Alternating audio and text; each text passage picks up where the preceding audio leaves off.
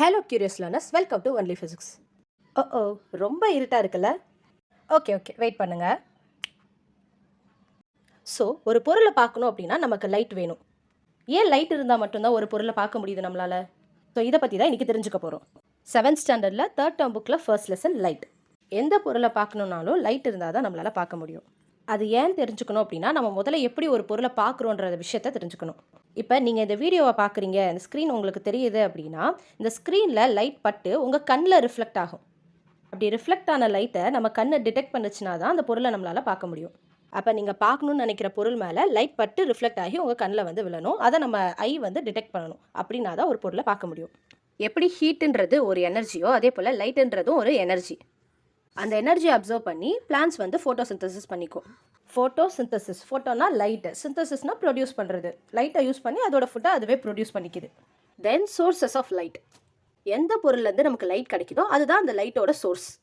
2 டைப்பாக சொல்லலாம். இதை நேச்சுரல் சோர்ஸ் ஒன்று, ஆர்டிஃபிஷியல் சோர்ஸ் ஒன்று. நேச்சுரல் சோர்ஸ்ன்றது நேச்சுரலாகவே லைட் வந்து எமிட் ஆகும். வேற ஆர்டிஃபிஷியல் அப்படின்னா நம்ம வந்து லைட்டை வந்து எமிட் பண்ண வைப்போம் ஏதாச்சும் ஒரு ப்ராசஸ் மூலயமா. நேச்சுரல் சோர்ஸ் ஆஃப் லைட்டுன்னு சொன்னாலே ஞாபகம் வர வேண்டியது சன்.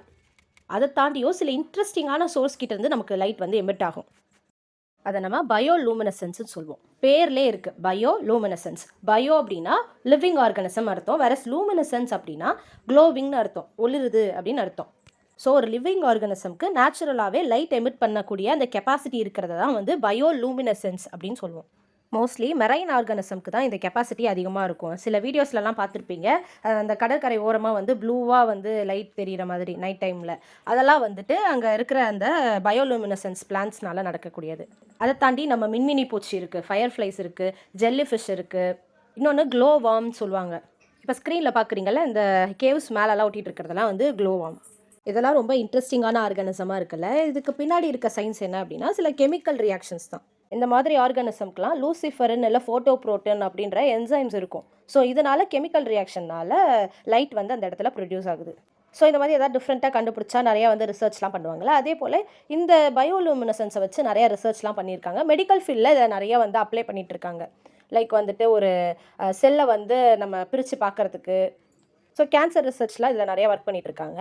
அதை தாண்டி ஒரு இன்ட்ரெஸ்டிங்கான விஷயம் என்ன அப்படின்னா, இந்த பிளான்ட்ஸ்லாம் இருக்குல்ல, இந்த பிளான்ட்ஸுக்கு இந்த பயோலூமினசன்ஸ் ப்ராப்பர்ட்டியை கொடுத்து நம்ம வந்து எலக்ட்ரிசிட்டியோட அந்த யூசேஜை வந்து கம்மி பண்ணலாம். இப்போ ஃபார் எக்ஸாம்பிள் ஸ்ட்ரீட் லைட்டுக்கு பதிலாக வந்துட்டு ஒரு 4 பயோலூமினசன்ஸ் பிளான்ட்டை க்ரியேட் பண்ணிட்டோம் அப்படின்னா அந்த இடத்துல வெளிச்சமாக இருக்கும் அப்படின்ற மாதிரிலாம் ரிசர்ச் போயிட்டுருக்கு.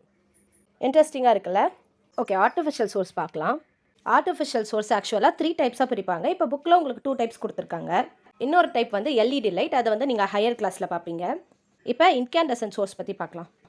இன்கேண்டசன்ட் சோர்ஸ் என்ன அப்படின்னா, ஒரு குறிப்பிட்ட ஆப்ஜெக்ட் எடுத்துக்கிட்டு அதுக்கு ஹை டெம்பரேச்சர் கொடுப்பீங்க. ரொம்ப ஹை டெம்பரேச்சர் கொடுக்கும்போது அங்கே ஹீட் ப்ரொடியூஸ் ஆகும், கூடவே லைட்டும் ப்ரொடியூஸ் ஆகும். ஃபார் எக்ஸாம்பிள் பார்த்தீங்க அப்படின்னா, ஒரு அயன் ராடை வந்து பயங்கரமாக ஹீட் கொடுத்தோம் அப்படின்னா இந்த மாதிரி க்ளோ ஆகுதுல, இதை தான் இன்கேண்டசன்ட் லைட்டுன்னு சொல்லுவோம். வேறு நம்ம இந்த கேண்டில், அப்புறம் இன்கேண்டசன்ட் லேம்ப். ஒன்றுமே இல்லை, வீட்டில் அந்த குட்டு பல்ப் மாட்டுவாங்கல்ல, அதுதான் வந்து இன்கேண்டசன்ட் லேம்ப். ஸோ இந்த பல்பு எல்லாம் பார்த்துருப்பீங்க. இதில் வந்து அந்த ரெட் கலரில் தெரிகிறது வந்து டங்ஸ்டன் ஃபிலமெண்ட். ஸோ இந்த டங்ஸ்டன் ஃபிலமெண்ட்டை தான் வந்து ஹீட் பண்ண போகிறோம் பயங்கரமாக. அந்த மாதிரி ஹீட் பண்ணும்போது என்ன ஆகும், லைட் ப்ரொடியூஸ் ஆகும். ஏன் டங்ஸ்டன் ஃபிலமெண்ட் அப்படின்னா, அதுக்கு வந்து மெல்ட்டிங் பாயிண்ட் ரொம்பவே அதிகம். ஸோ நம்ம இங்கே ஹை டெம்பரேச்சர் கொடுத்து தான் வந்து லைட்டை ப்ரொடியூஸ் பண்ண போகிறோம். ஸோ அப்போ அந்த டெம்பரேச்சரை அது தாங்கணும். ஸோ அதனால் ஹை மெல்ட்டிங் பாயிண்ட் இருக்கிற அந்த டங்ஸ்டனை வந்து யூஸ் பண்ணுறோம். ஸோ அதே போல் இந்த டங்ஸ்டன் ஃபிலமெண்ட் வந்து ஆக்சிஜன் கூட ரியாக்ட் ஆகிடுச்சு நம்ம ஹீட் கொடுக்கும்போது அப்படின்னா, அது வந்து உடனே எவாப்ரேட் ஆகிடும், ஓகேவா, டெஸ்ட்ராய் ஆகிடும். ஸோ அதனால் ஒரு ஆர்கான் கேஸோ இல்லை வந்து நைட்ரஜன் கேஸையோ வந்துட்டு இந்த பல்பு ஃபுல்லாக ஃபில் பண்ணிவிடுவாங்க. ஏன்னா இதெல்லாம் வந்து இன்னர்ட் கேஸ், ரொம்ப ரியாக்ட் பண்ணாது இது கூடயும். கேஸ் டிஸ்சார்ஜ் சோர்ஸ் வந்து டோட்டலாக டிஃப்ரெண்ட் கான்செப்ட். கிளாஸ் டியூப்பில் வந்துட்டு லோ ப்ரெஷரில் இன்னர்ட் கேஸ் வந்து ஃபில் பண்ணியிருப்பாங்க. அதில் வந்து எலக்ட்ரிசிட்டி பாஸ் ஆகும்போது அந்த கேஸ் வந்து அயனைஸ் ஆகும். இதனால் வந்து லைட் ப்ரொடியூஸ் ஆகும். இதை தான் வந்து கேஸ் டிஸ்சார்ஜ் சோர்ஸ்னு சொல்லுவாங்க. ஃபஸ்ட் எக்ஸாம்பிள் பார்த்தோம் அப்படின்னா நியான் லேம்ப். கேஸ் கேப்சூலில் என்ன பண்ணியிருப்பாங்க அப்படின்னா, அதிகமான பர்சன்டேஜில் நியான் கேஸும் கம்மி பர்சன்டேஜில் ஆர்கான் கேஸ், ரெண்டுமே இன்னர்ட் கேஸை ஃபில் பண்ணியிருப்பாங்க. அது கூட different types of metal rods இருக்கும். ஸோ அதை வந்து நம்ம எலக்ட்ரோடுன்னு சொல்லுவோம். இப்போ கரண்ட் கொடுக்கும்போது என்ன ஆகும் அப்படின்னா, அந்த கேஸ் வந்து அயோனைஸ் ஆகி இந்த 2 எலக்ட்ரோட் சொன்னல, அதுக்கு நடுவில் வந்து எலக்ட்ரிக் டிஸ்சார்ஜ் நடக்கும். இந்த வோல்டேஜ் டெஸ்டர்லலாம் வந்து இந்த நியான் லேம்ப் தான் இருக்கும். சோடியம் லேம்ப்லேயும் கிட்டத்தட்ட சேம் செட்டப் தான். இதில் வந்து என்ன பண்ணுவாங்கன்னா, மெட்டாலிக் சோடியம் வச்சுருப்பாங்க. மேக்ஸிமம் இதெல்லாம் வந்து ஸ்ட்ரீட் லைட்டில் யூஸ் பண்ணுவாங்க இந்த சோடியம் லேம்ப்லாம். இதுக்கு அடுத்து பார்த்தோம் அப்படின்னா ஃப்ளூரசன்ட் லேம்ப். ஃப்ளூரசன்ஸ் அப்படின்னா ஒரு கெமிக்கல் சப்ஸ்டன்ஸ் வந்துட்டு ஒரு ரேடியேஷன் அப்சர்வ் பண்ணி அதை வந்து விசிபிள் லைட்டாக எமிட் பண்ணுச்சு அப்படின்னா அதை தான் ஃப்ளூரசன்ஸ்னு சொல்லுவோம். இப்போ நம்ம வீட்டில் யூஸ் பண்ணுறோம்ல டியூப் லைட், அது எல்லாமே வந்து ஃப்ளூரசன்ட் லைட். அதை வந்து லோ ப்ரெஷர் மெர்க்குரி வேப்பர் லேம்ப்னு நம்ம சொல்லலாம். ஸோ இதில் வந்து மெர்க்குரி வேப்பரை வந்து ஃபில் பண்ணியிருப்பாங்க லோ ப்ரெஷரில். இப்போ எலக்ட்ரிசிட்டி கொடுக்கும்போது இங்கே அயனைசேஷன் நடந்து யூவி ரேடியேஷன் வந்து இந்த இடத்துல எமிட் ஆகும். ஸோ இதுக்கு முன்னாடி பார்த்ததுல டேரெக்டாக லைட் எமிட் ஆகுதுன்னு பார்த்தோம். இதில் வந்து யூவி ரேடியேஷன் எமிட் ஆகும். இது உங்களுக்கு கண்ணுக்கு தெரியாது. ஸோ இந்த கிளாஸ் டியூப்பில் என்ன பண்ணியிருப்பாங்க அப்படின்னா, பாஸ்பர் வந்து ஒரு லேயராக அப்ளை பண்ணியிருப்பாங்க. அப்படி அப்ளை பண்ணும்போது இந்த யூவி ரேடியேஷன் இருக்குல்ல, அந்த யூவி ரேடியேஷனை வந்து இந்த பாஸ்பர் லேயர் அப்சர்வ் பண்ணிவிட்டு விசிபிள் லைட்டாக நமக்கு கொடுக்கும். ஸோ வீட்டில் இருக்கிற டியூப் லைட் வந்து இப்படி தான் ஒர்க் ஆகுது நமக்கு. ஸோ இது வரைக்கும் லைட்னா என்ன, லைட்டோட சோர்ஸஸ் பற்றி பார்த்துருக்கோம். நெக்ஸ்ட் வீடியோவில் லைட்டோட ப்ராப்பர்ட்டிஸ் பற்றி பார்க்கலாம்.